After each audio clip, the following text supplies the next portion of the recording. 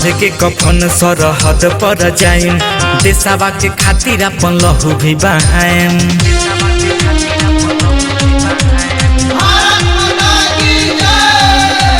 बांध के कफन सरहद पर जाइम, देशवा के खातिर अपन लहू भी बहाएम। कालो के काल महाकाले के भक्त हैं, हम ना किसी से हारेंगे।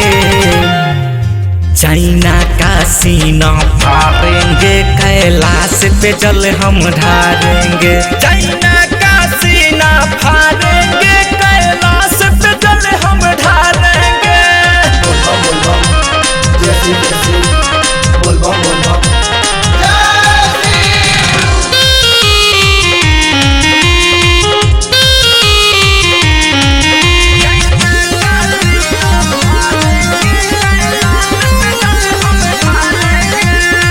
अपना के बनता बे ढेरे पावरफुल रे, ओकरा के हम चटाई दे हम धूल रे।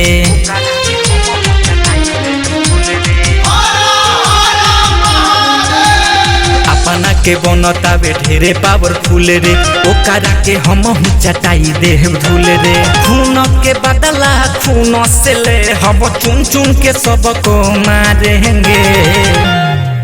चाइना का सीना फाड़ेंगे, कैलाश पे जल हम ढारेंगे। चाइना का सीना फाड़ेंगे, कैलाश पे जल हम ढारेंगे।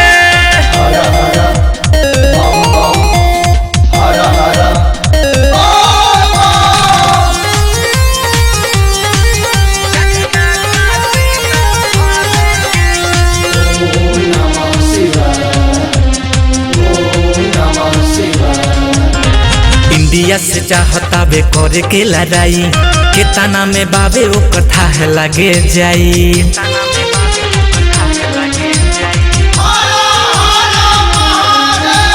इंडिया से चाहता बे करे के लड़ाई, केतना में बाबे ओ कथा है लगे जाई।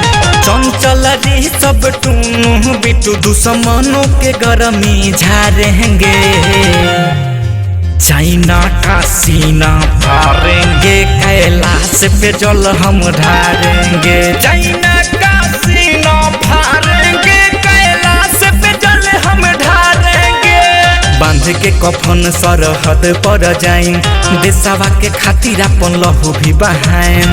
कालो के काल महाकाले के भक्त हैं, हम ना किसी से हारेंगे। चाइना का सीना फाड़ेंगे, कैलाश पे जल हम ढारेंगे। चाइना का सीना फाड़ेंगे, कैलाश पे जल हम ढारेंगे। Capital recording studio, Rajendra college मोड़, छपरा।